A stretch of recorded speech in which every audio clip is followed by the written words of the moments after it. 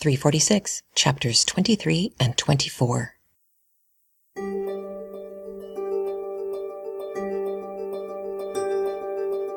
Welcome to CraftLit, the podcast for crafters who love books. My name is Heather Ordover, and I'm podcasting from the shores of the Potomac in Virginia, the Old Dominion. Episode 346. Yes, now.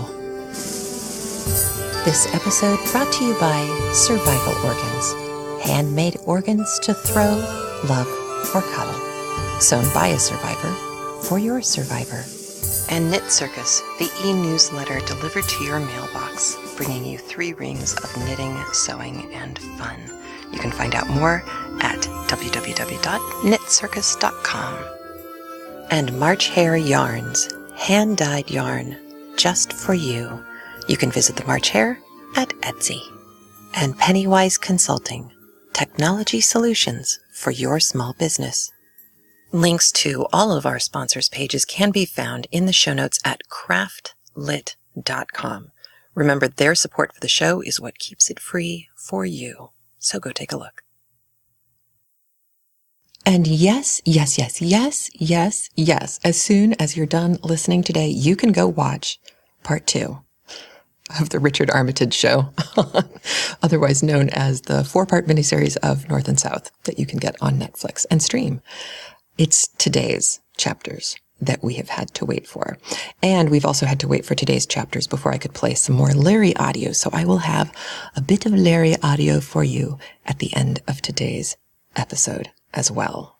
And actually, it just occurred to me, some of you may not know who Larry is. Larry Effelman is a friend of mine by way of an old theater friend, Jonathan. His father is a professor of Victorian literature, now emeritus, and has been gracious enough to get on the phone with me a couple of times now to discuss Victorian literature and things that were going on at the time. And we started these conversations back when we did Jane Eyre. And it was in that conversation that Larry actually pimped Elizabeth Gaskell. And I fell in love. And so that is why you are listening to North and South. But it's also one of the enormous benefits of having things like Skype that I can record from, because Larry lives hours and hours away from me. And yet he can be here with us when we've passed the point of spoiler alerts. So I've had to wait. And that's who Larry is. And that's why we're going to hear a little bit more from him today. I have found Larry to be so much fun to talk to because he knows so much about this entire time period. And you can tell how much he really loves this book especially, and how much, honestly, he really loves Margaret. I have wondered if his wife worries. But it's just so much fun to talk to him. And I'm so excited to be able to share this audio that I've been sitting on for so long with you later in the episode. But first, in all the moving and the chaos and the crazy and the nuttiness, I lost track of a letter that I got way back at the beginning of May when I had made a crack about Mr. Hale and his speaking ability, I guess, about how he probably wasn't the most stirring speaker ever, and yet he was going to the Lyceum, and all of these factory workers were going and listening to him, and Kristen, longtime listener Kristen, wrote in and said, "Ecclesiastical architecture isn't that bad a topic." And she wrote, "A good speaker could make European cathedrals fascinating. And these are all the things you see every day. What do they mean? Why was it so important?" And she's absolutely right.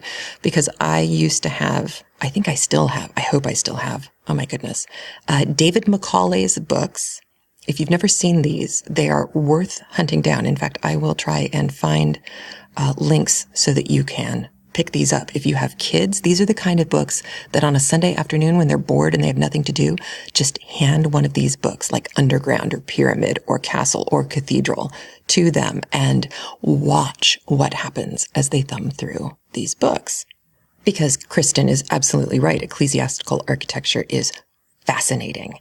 And she goes on to write, so for instance, this summer I was touring Zurich and I visited the church where Zwingli preached and launched the Swiss Reformation. I hope I pronounced that guy's name right. This is not Martin Luther. This is the Swiss Reformation. His pulpit, which is no longer there, things do need to get replaced after a while, was built from wood reclaimed from hacked up Catholic altars. Whoa. And whoa. And she said, well, now, that's making a point. And I would say, yes. And perhaps don't mess with the Swiss Reformation is the corollary to that. Then she wrote, for a group that comes together to hear interesting lectures about all sorts of different things, I could totally imagine ecclesiastical architecture being among them. And then she finishes with, now, Mr. Hale probably isn't that speaker, but I don't think the fault is in the topic. And I couldn't agree with Kristen more. That just cracked me up. And she was absolutely right to correct me on that one. And actually, I would like to invite responses from some of you. I have 2 questions. Number 1, you know that I have a rather dramatic younger son, and said son has been complaining that he has a pain in his back. And it's a weird place. Like I've checked, it's not his kidney, it's up. It's kind of between the lower edge of his left shoulder blade and his spine. So it's in a weird place where like the deltoids and the traps and all of that stuff are kind of coming in. But as far as I know, there is no insertion point in that space right between the shoulder blade and the spine. And he's been saying that it hurts, and it hurts when he jumps, and it hurts when he runs, and it hurts when he lies down. But if he lies down on his stomach with his arms underneath him, kind of like a modified cobra, where he's not all the way up with his arms straight, he's actually kind of on his elbows and forearms, he says that doesn't hurt at all, which I found really confounding. So at first I'd been thinking, well, geez, this kid is growing so fast. It's probably just a growing pain. I remember growing pains, but those were in my legs. You know, I grew 6 inches in 1 year in 6th grade, and I remember how much that hurt. So I can't figure out what this could be. Have you guys ever experienced pain there yourselves? I mean, I was licensed as a massage therapist a long time ago. I know anatomy pretty well, and I cannot for the life of me figure out what it could be. And of course, there's the other side of it, which is this just him trying to get out of PE? I don't know. It's been going on for a while, and he's very specific about the location, and it is always the same location. So I hesitate to think that this is trauma, but I also don't know what it is. There's no bump, there's no bruise. I've had him do the lean forward thing so you can see if his spine is straight. I've run my fingers down both sides of his spine. There doesn't seem to be anything there. No knots, no lumps, no bruises, nothing. So it's a mystery. The second thing I wanted to ask you is more crafty in nature. We have, way back from when we got married, a cedar chest. And when we got this cedar chest, before it was shipped to us, we had an opportunity to choose what we wanted our front panel to be. It's a removable panel. You can slide it up and then lift it out. And then behind it is kind of a secret cubby hole where you could hang jewelry or necklaces, or there's little hooks for you to hang things on. So it's just kind of another hidey hole for stuff, which is great. But we didn't like any of the pre-designed panels. So for the last 17 years, or actually more, we got this before we got married. For the last 18 and a half years, we've had this blank beige panel on the front. And I thought, well, this is ridiculous. Now that I'm going to move into a place that actually has room where we can do art things, I should do something to this bloody panel. And I thought for a little while about working on toll painting or doing something like that, but I've tried that before, and I think I need a class. I'm really not very good at that. And then I thought, well, you could maybe do a collage kind of thing, and I don't know. And then it dawned on me, I could Zentangle. I could Zentangle on this panel, but, and this is where you come in, aside from the scary Mary mannequin that I shared with you at the beginning of North and South, I don't know that I've seen any Zentangles that are quite this epic. It's like, a 3.5 foot long, maybe foot high, roughly, panel. It's a lot of real estate to Zentangle with. So am I going to want to slit my wrists if I start this? And if I start this, is there any way that I can fake it? I was thinking about the way that Nanette had done those gorgeous, it was a sugar pot and I think a milk pitcher that I shared with you during Jane Eyre. When she did those, she had gotten letters, stick-on letters from Michael's or some craft store, and she had stuck those letters on and then outlined them with the Sharpie marker and then did the Zentangling with the Sharpie marker and then cooked them per the instructions that we had discussed those many moons ago. And so I was thinking, well, maybe if I got those stick-on letters and I kind of, put them on my clothes a little bit so that they weren't quite so sticky because I don't want them to permanently adhere to this board because I think it's just either cardboard or very thin particle board with kind of a semi-gloss paint job on top of it. And it's a substantial paint job, but still, I don't think it would be very hard for a very sticky stick-on letter to lift up a chunk of paint, which would be lousy and kind of defeat the purpose of making a pretty panel. So I was thinking maybe if I start in the middle and I thought, well, I could do our names. I could do everybody in the family and then Zentangle out from the center so that if I did give up, it wouldn't be quite so tragic. It would just look like I meant to have the design centered and all.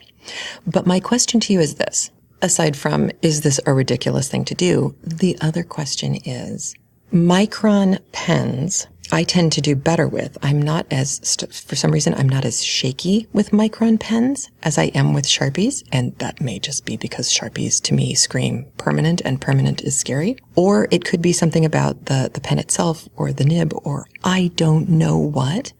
But am I going to have to use Sharpie on a painted board like this? Or has anybody tried? Has anybody done this? Leave a comment in episode 346's show notes and share your genius with all of us because I have to do something. Poor thing's been sitting there looking pathetic for a really long time. But in talking about this, I mentioned Nanette the Nanny, and weeks ago, I promised you that I was going to be raffling off these books of Nanette's for you and also for a fundraiser for Nanette, who is having to relocate, and it's been an interesting ride for her this last month. So I will have, number one, the name of the winner of this month's raffle, which is the Mommy and Me crochet book, the adorable crochet book.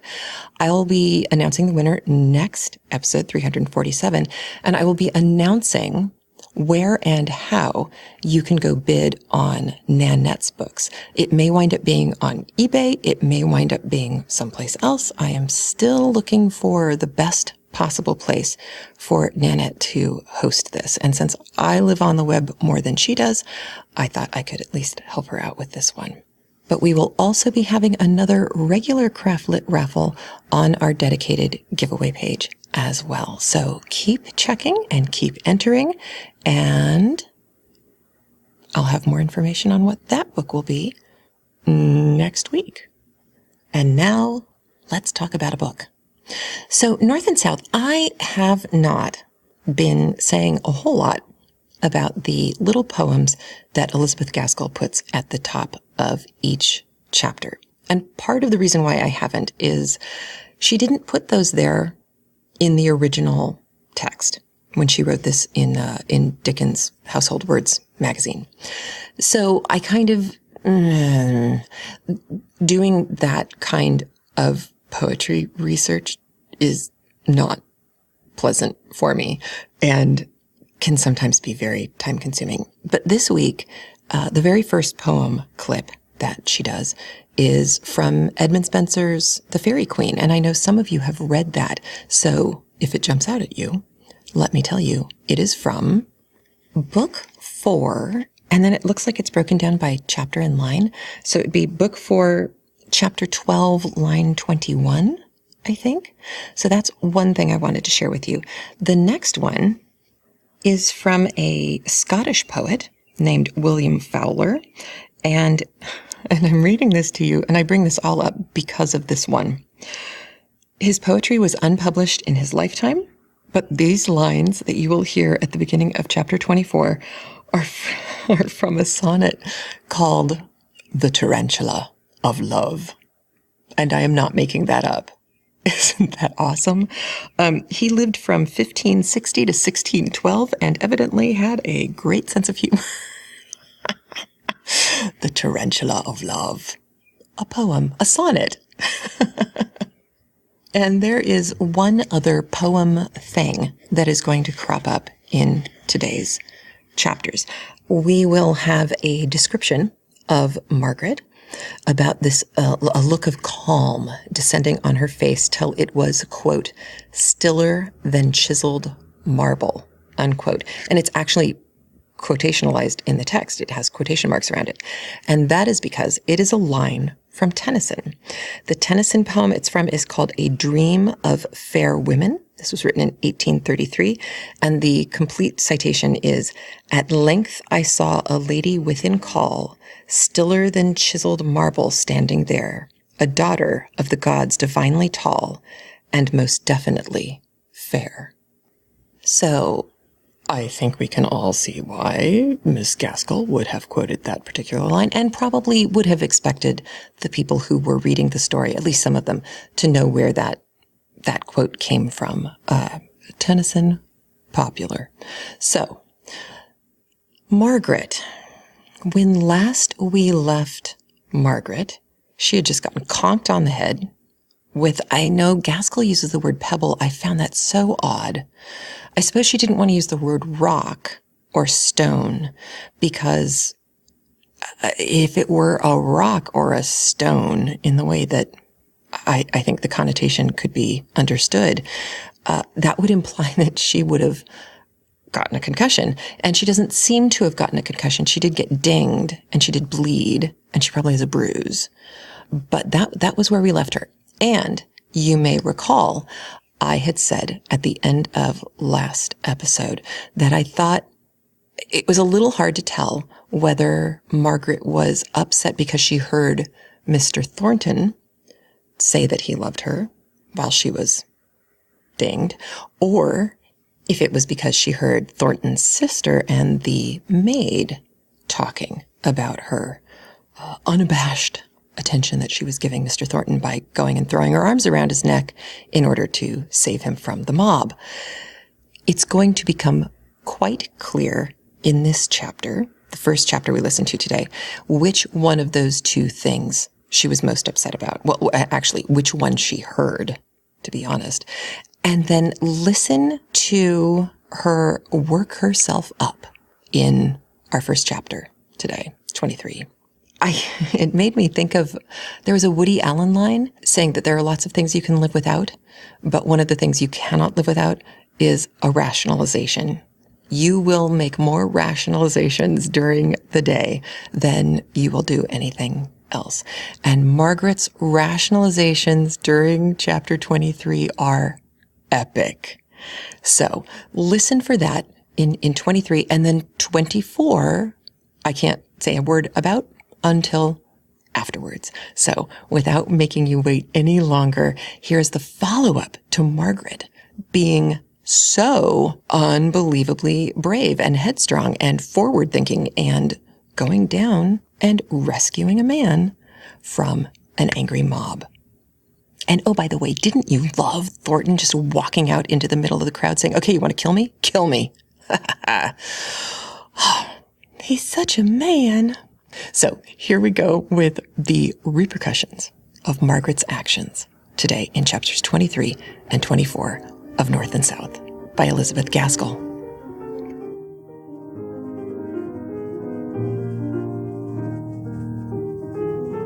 Chapter 23. Mistakes. Which, when his mother saw, she in her mind was troubled sore, ne wist well what to ween. Spenser. Margaret had not been gone 5 minutes when Mr. Thornton came in, his face all aglow.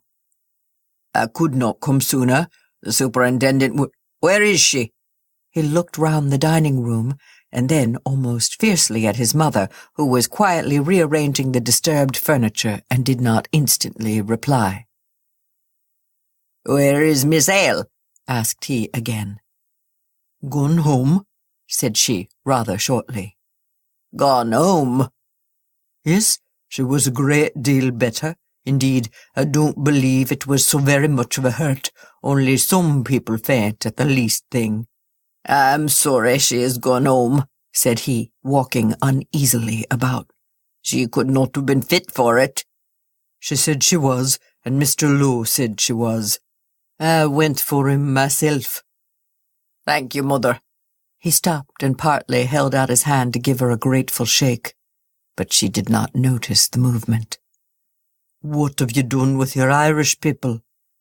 "Sent to the Dragon for a good meal for them, poor wretches.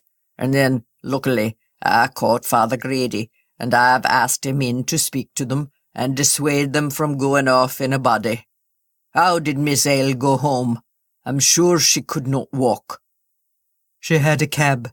Everything was done properly, even to the paying. Let us talk of something else.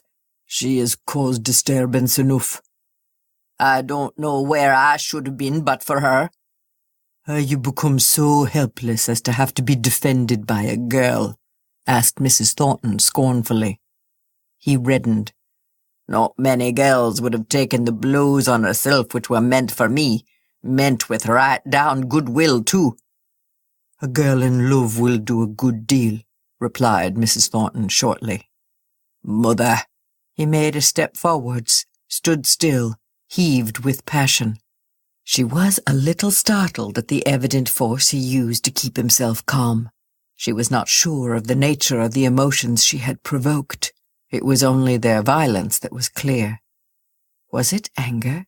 His eyes glowed, his figure was dilated, his breath came thick and fast. It was a mixture of joy, of anger, of pride, of glad surprise, of panting doubt, but she could not read it.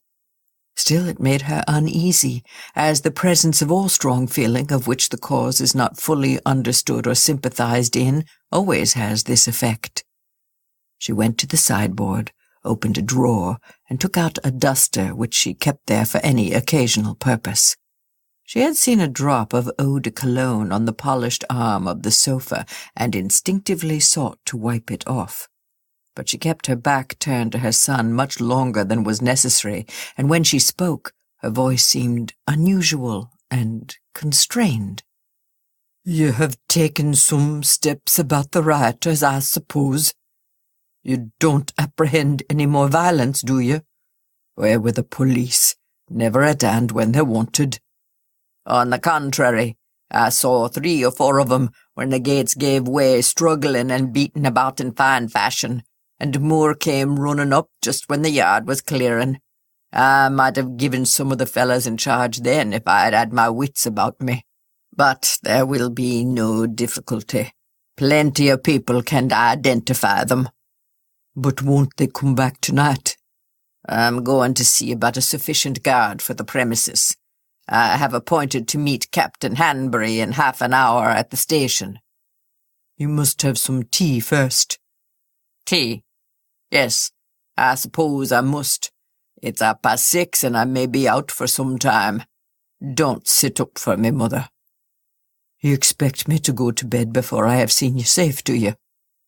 "Well, perhaps not." He hesitated for a moment. "But if I have time, I shall go round by Crampton after I have arranged with the police and seen Hamper and Clarkson." Their eyes met. They looked at each other intently for a minute. Then she asked, "Why are you going round by Crampton?" "To ask after Miss Ale." "I will send. Williams must take the waterbed she came to ask for. Ye shall inquire how she is." "I must go myself." "Not merely to ask how Miss Ale is?" "No, not merely for that. I want to thank her for the way in which she stood between me and the mob."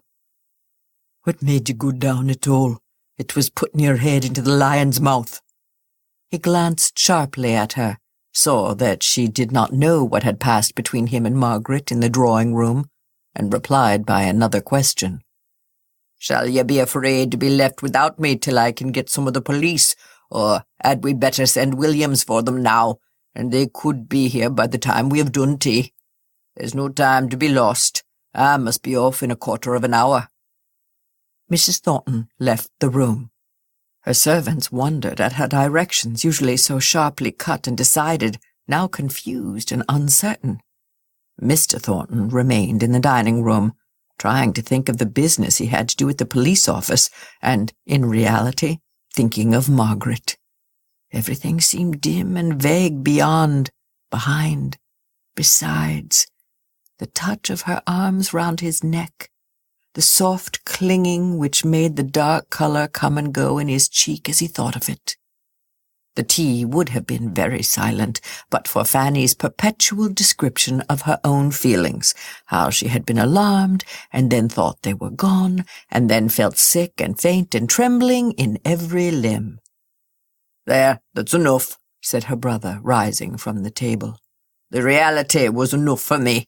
He was going to leave the room when his mother stopped him with her hand upon his arm. "You will come back here before you go to the Hales," said she, in a low, anxious tone. "I know what I know," said Fanny to herself. "Why, will it be too late to disturb them?" "John, come back to me for this one evening. It will be late for Mrs. Ale, but that is not it. Tomorrow you will come back tonight, John." She had seldom pleaded with her son at all. She was too proud for that, but she had never pleaded in vain. "I will return straight here after I've done my business. You will be sure to inquire after them? After her?" Mrs. Thornton was by no means a talkative companion to Fanny, nor yet a good listener while her son was absent. But on his return, her eyes and ears were keen to see and to listen to all the details which he could give as to the steps he had taken to secure himself and those whom he chose to employ from any repetition of the day's outrages. He clearly saw his object. Punishment and suffering were the natural consequences to those who had taken part in the riot. All that was necessary in order that property should be protected and that the will of the proprietor might cut to his end clean and sharp as a sword. "Mother, you know what I've got to say to Miss Ale tomorrow?" The question came upon her suddenly, during a pause in which she, at least, had forgotten Margaret. She looked up at him. "Yes, I do. You can hardly do otherwise." "Do otherwise? I don't understand you." "I mean that, after allowing her feelings so to overcome her, I consider you bound in honour." "Bound in honour," said he scornfully. "I'm afraid honour has nothing to do with it. Her feelings overcome her. What feelings do you mean?" "Nay, John, there is no need to be angry. Did she not rush down and cling to you to save you from danger?"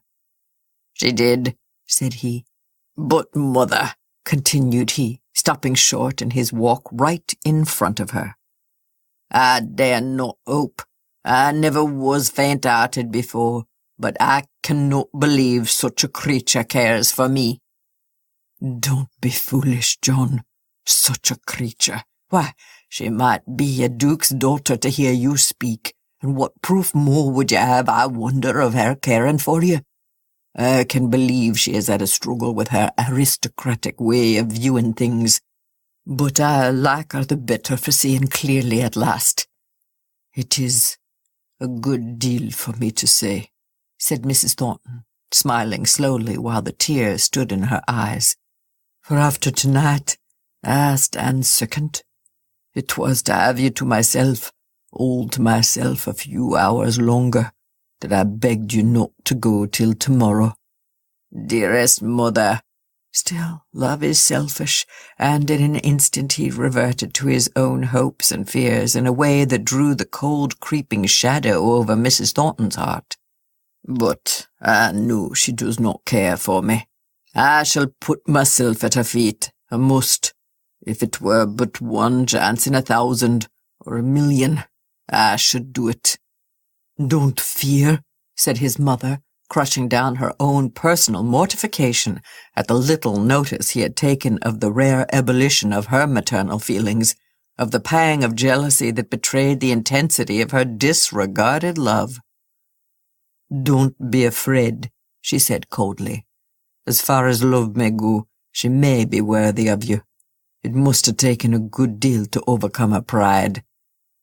Don't be afraid, John, said she, kissing him as she wished him good night. And she went slowly and majestically out of the room. But when she got into her own, she locked the door and sat down to cry unwanted tears. Margaret entered the room where her father and mother still sat holding low conversation together, looking very pale and white. She came close up to them before she could trust herself to speak. "Mrs. Thornton will send the waterbed, Mamma." "Dear, how tired you look. Is it very hot, Margaret?" "Very hot, and the streets are rather rough with the strike." Margaret's color came back vivid and bright as ever, but it faded away instantly. "Here has been a message from Bessie Higgins asking you to go to her," said Mrs. Hale. "But I'm sure you look too tired." "Yes," said Margaret. "I am tired. I cannot go." She was very silent and trembling while she made tea. She was thankful to see her father so much occupied with her mother as not to notice her looks. Even after her mother went to bed, he was not content to be absent from her, but undertook to read her to sleep. Margaret was alone. "Now I will think of it. Now I will remember it all. I could not before. I dared not." She sat still in her chair, her hands clasped on her knees, her lips compressed, her eyes fixed as one who sees a vision. She drew a deep breath. "I who hate scenes, I who have despised people for showing emotion, who have thought them wanting in self-control. I went down and must needs throw myself into the mêlée like a romantic fool. Did I do any good? They would have gone away without me, I dare say." But this was overleaping the rational conclusion, as in an instant her well-poised judgment felt. No, perhaps they would not. I did some good. But what possessed me to defend that man as if he were a helpless child? "Ah," said she, clenching her hands together. "It is no wonder those people thought I was in love with him after disgracing myself in that way. I in love, and with him too." Her pale cheeks suddenly became one flame of fire, and she covered her face with her hands. When she took them away, her palms were wet with scalding tears. "Oh, how low I am fallen that they should say that of me. I could not have been so brave for anyone else, just because he was so utterly indifferent to me, if, indeed, I do not positively dislike him. It made me the more anxious that there should be fair play on each side, and I could see what fair play was. It was not fair," said she vehemently, "that he should stand there, sheltered, awaiting the soldiers who might catch those poor maddened creatures as in a trap, without an effort on his part to bring them to reason. And it was worse than unfair for them to set on him as they threatened. I would do it again, let who will say what they like of me. If I saved one blow, one cruel, angry action that might otherwise have been committed, I did a woman's work. Let them insult my maiden pride as they will. I walk pure before God." She looked up, and a noble peace seemed to descend and calm her face, till it was stiller than chiseled marble. Dixon came in. "If you please, Miss Margaret, here's the waterbed from Mrs. Thornton's.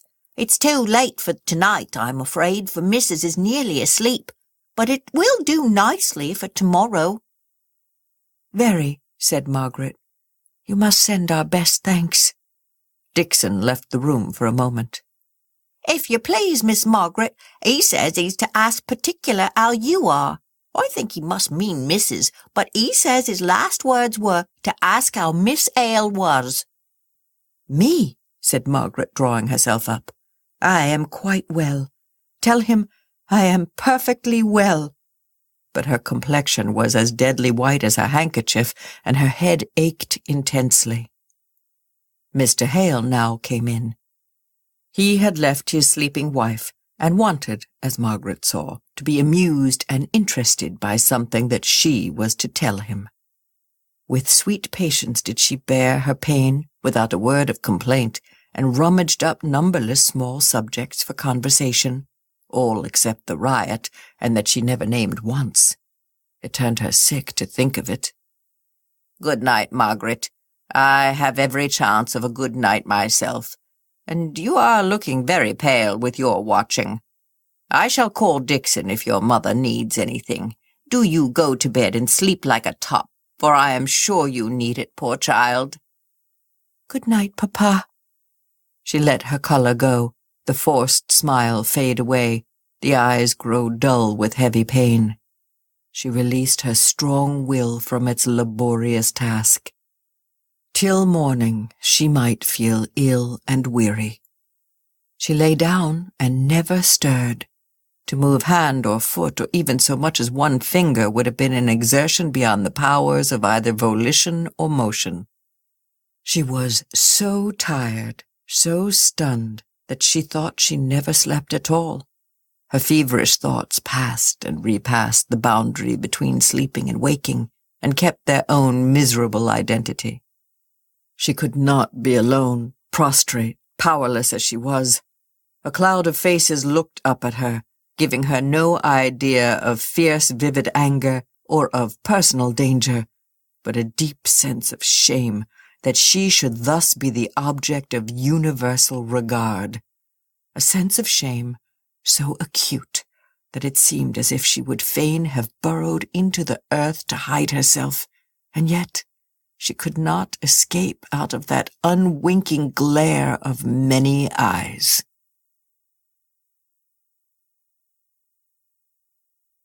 Chapter 24. Mistakes cleared up.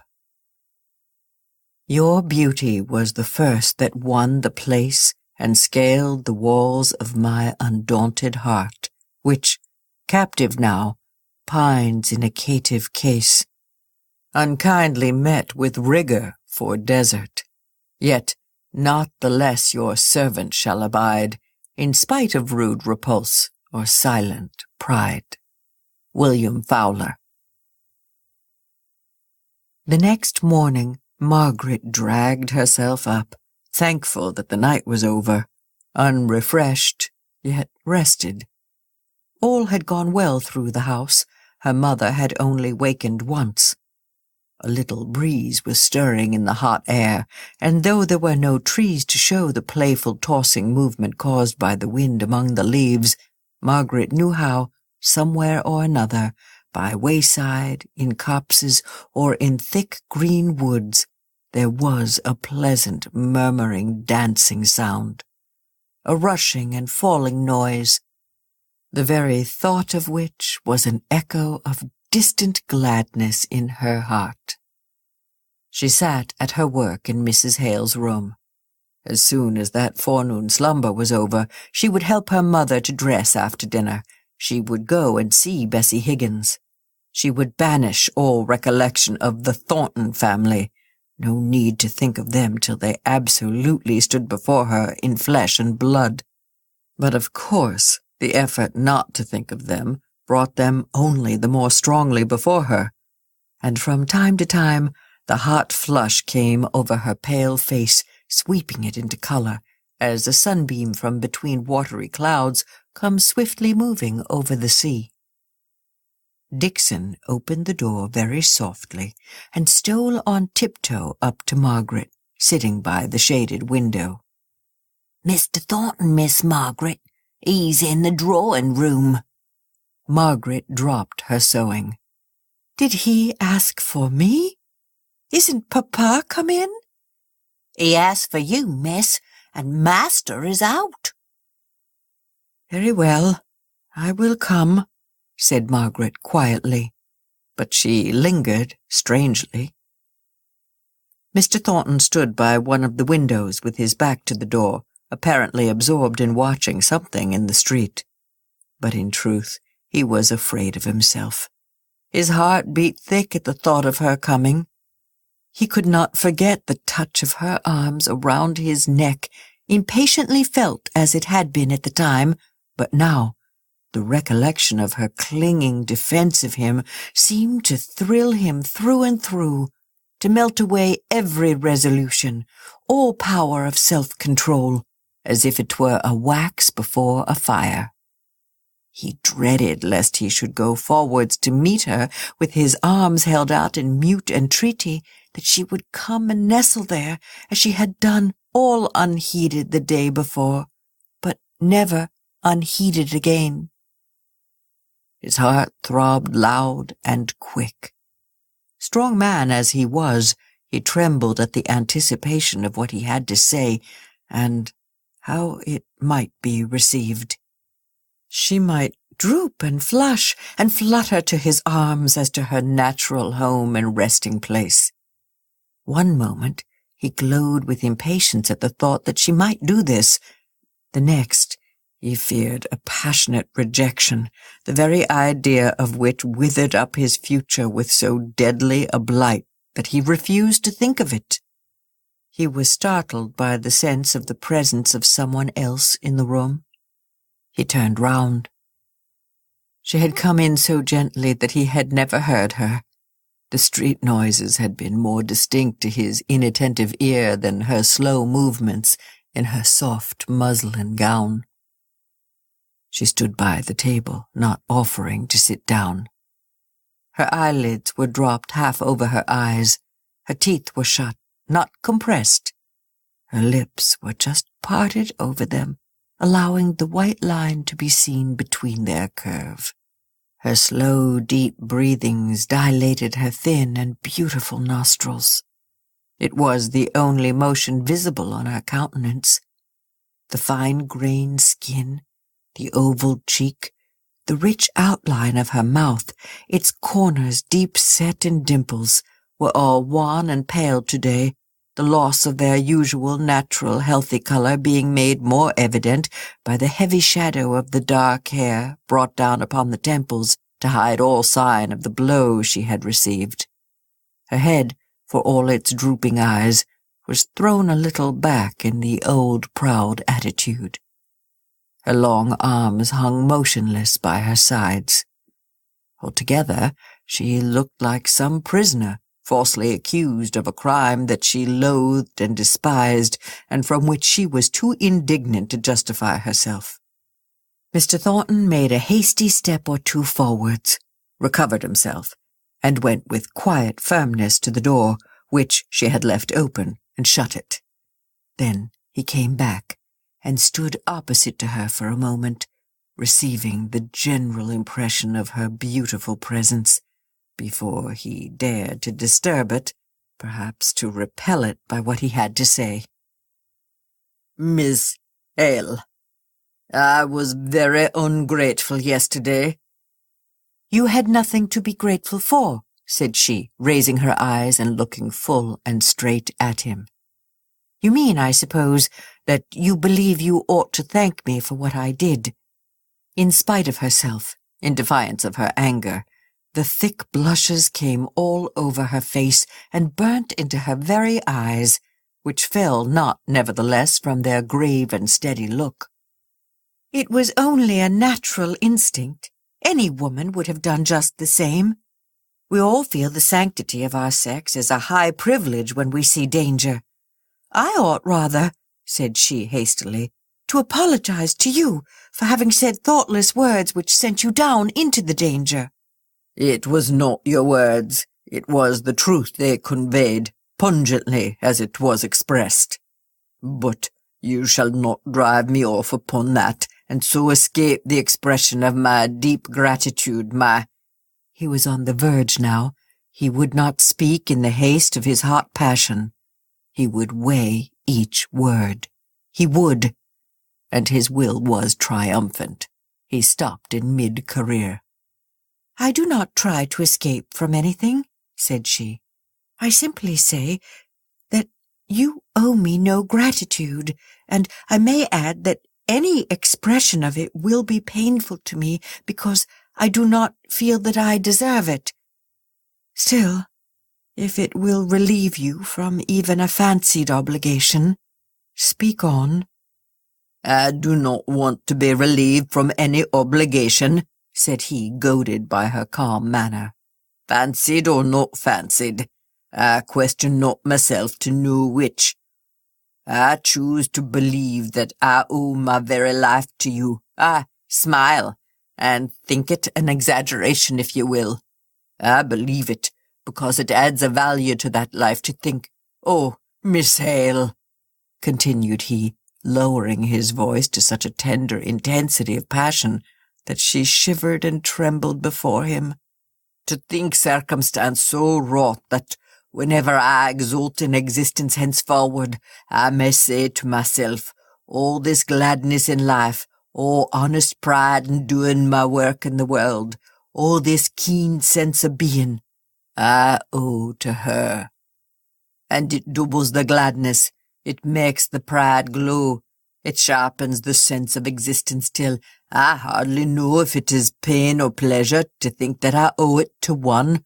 Nay, you must, you shall hear," said he, stepping forwards with stern determination. "To one whom I love as I do not believe man ever loved woman before." He held her hand tight in his. He panted as he listened for what should come.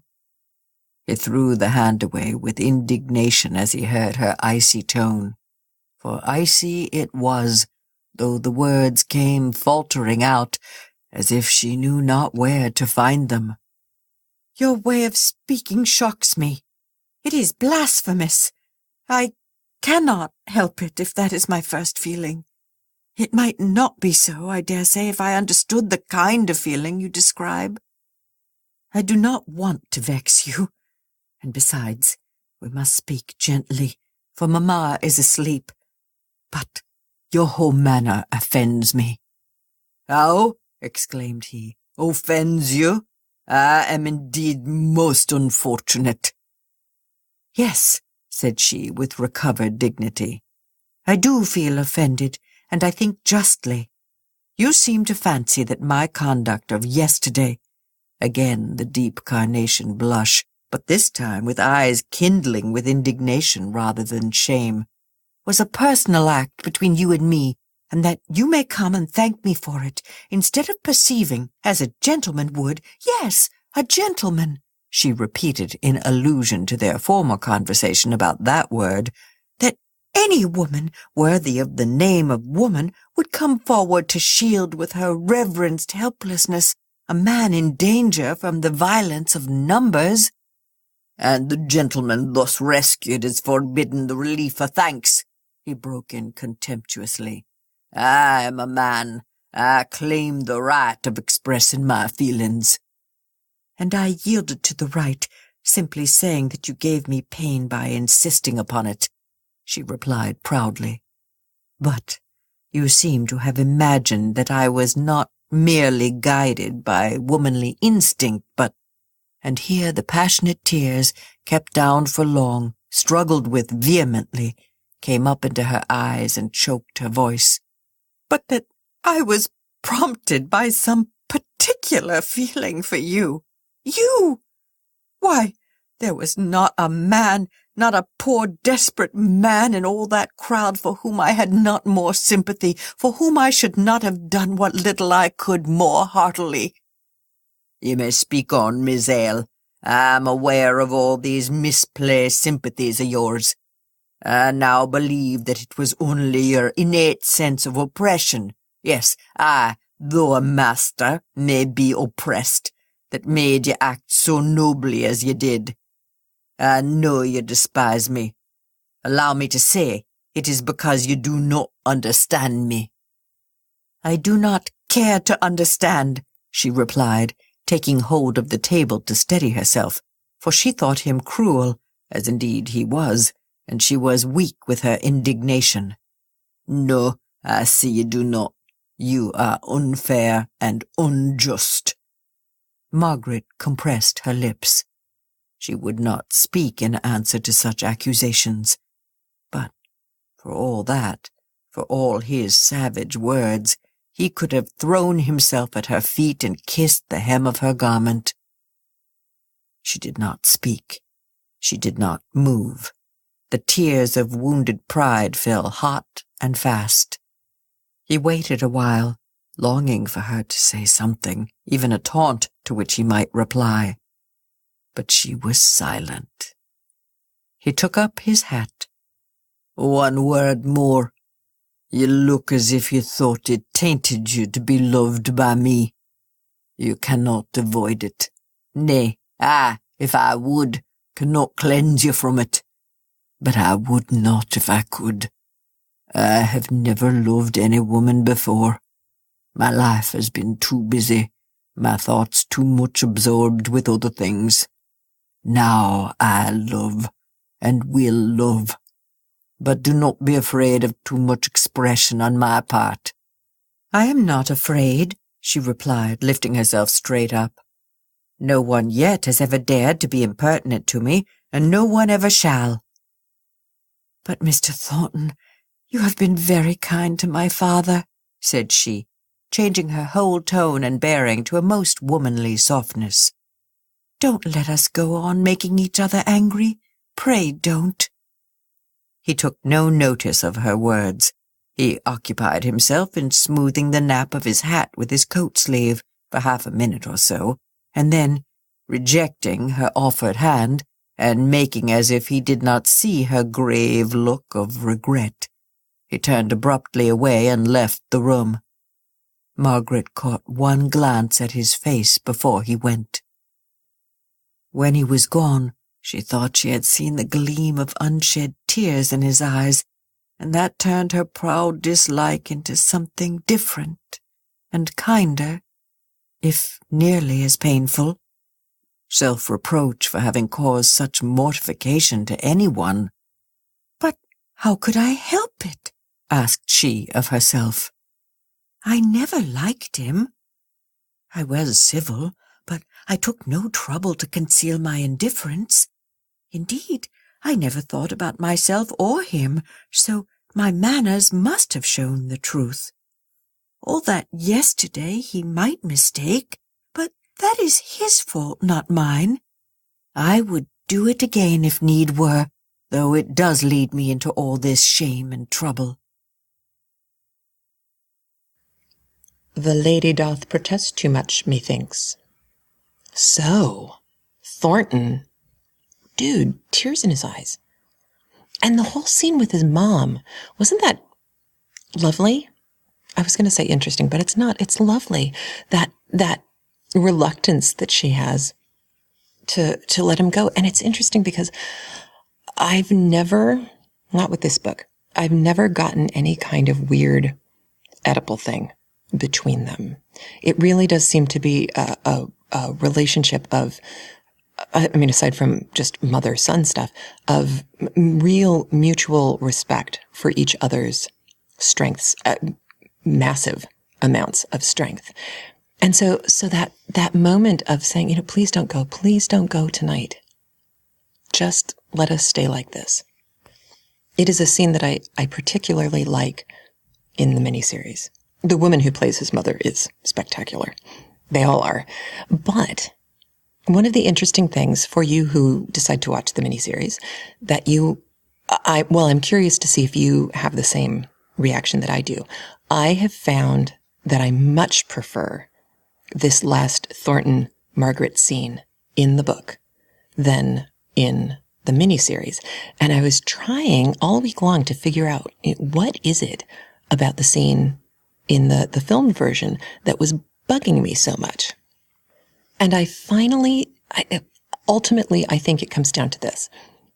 In the book, of course, we get all of the Margaret in her head stuff, all of her rationalizing and all of her kind of talking herself out of admitting the fact that we can all see that she's attracted to him. And it could be a fiery attraction and a tempestuous attraction, but she's not even acknowledging that there is an attraction there. And that is a problem because it leads her to behave like she behaved in the scene today.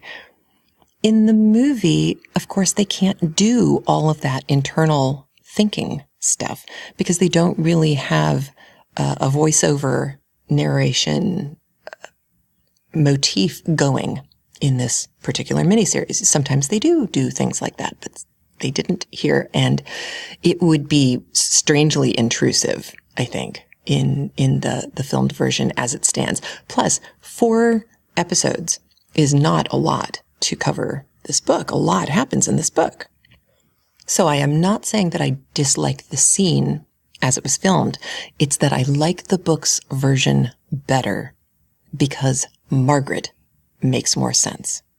Actually, both of them, I think, make a lot more sense in the book because Thornton has a little bit more time to explain himself and to respond and to say that line that I think is so revealing. You dislike me because you don't know me. And it's true. I mean, her prejudice, and we've talked about it before, that this really should be called Pride and Prejudice. Her pride and her prejudices towards manufacturers prevent her from seeing who he really is, from letting herself get to know him the way that her father has, for example. And that's a shame. But didn't you find her kind of talking herself down from the excitement of the previous day, that whole scene where she just works herself into the rationalization that she would have done it for any of the men in the mob and she would do it again and let them insult her maiden pride. She walks pure before God. And I thought, oh, wow, nothing is more A, insufferable, or B, impossible to talk to than someone who is self-righteous.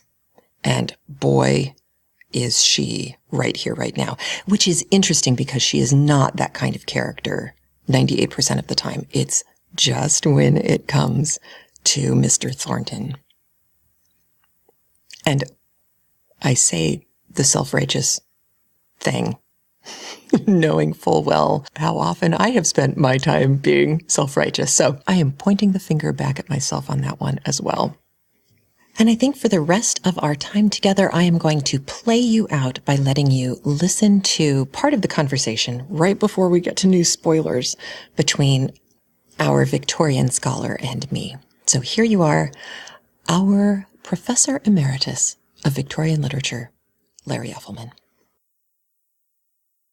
I read an article last night just published on Gaskell and North and South, and the argument of these authors is sort of along these lines, that if this problem, the problem being the condition of the working classes, is, as Gaskell presents it, is going to be solved, it's not going to be solved by the minister, who's a kind of retiring sort of character who has sort of signed off on his obligations. He's come there, he gives lectures, and he does these kinds of things, but he does nothing really to improve the quality of life of the various people he meets there. Whereas Margaret and Thornton and Higgins have to fight it out, each pair between them, in order to get anywhere, in order to create something new.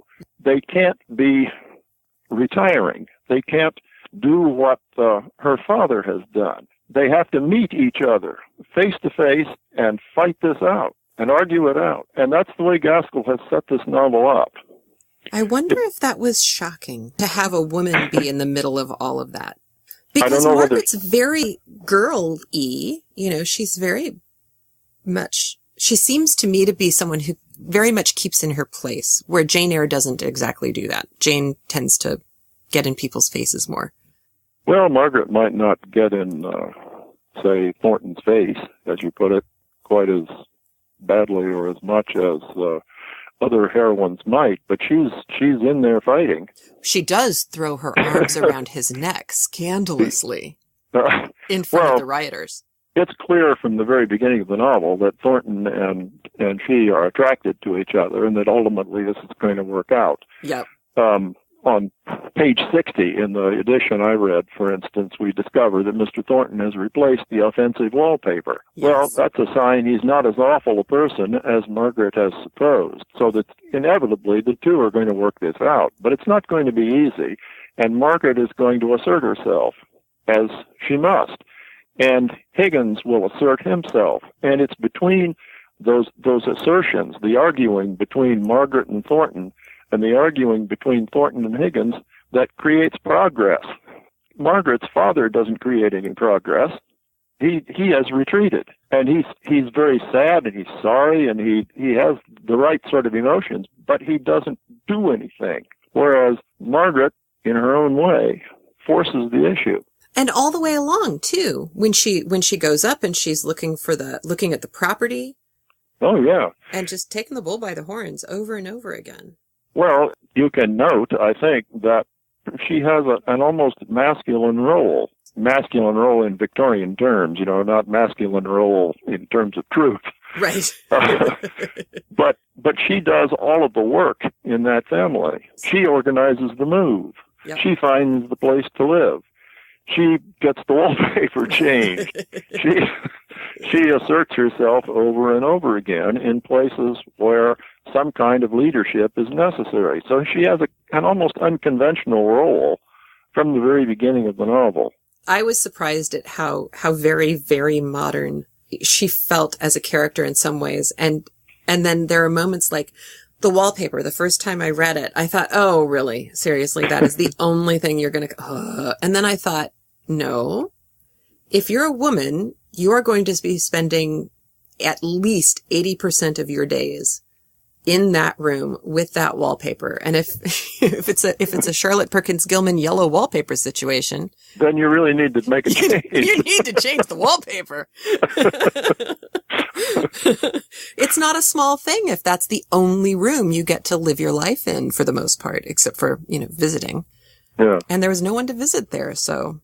Yeah, and it's also clear early in the novel that Margaret likes Mr. Thornton's rendition of his early life. She admires his plain spokenness. What's needed is something between the two to overcome the prejudice and the misunderstanding between them. They fundamentally are attracted to each other, and then, as in any relationship, the rest of it has to be worked out.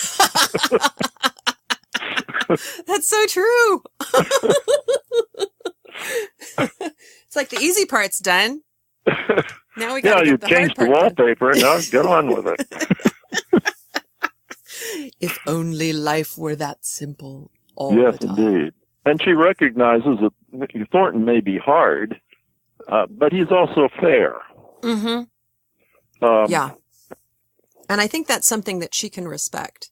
And there has to be a point at the beginning, something she can respect in order for this relationship to continue. They basically have to believe that the other will be fair. That's true. Because it's true of Thornton too, that for him to open up, you can tell that for him to open up at all is a risk. Yeah, it is. And as we learn, he's not had an easy time. His father went into debt, and he worked himself as a child and brought this family back from economic privation. So he's not had an easy life. In his own way, he's become as hardened to life as Higgins is. Like CraftLit? Leave us a review on iTunes, like us on Facebook, or post a link to us when you comment on literary blogs. You can listen via Stitcher Radio, craftlit.com, or via our Android, our new Windows 8, or iPhone app. You can also use the free CraftLit app to access premium subscriber content. CraftLit is and has been made possible by the support of its listeners, and for that, I am truly grateful. And remember, if your hands are too busy to pick up a book, at least you can turn one on.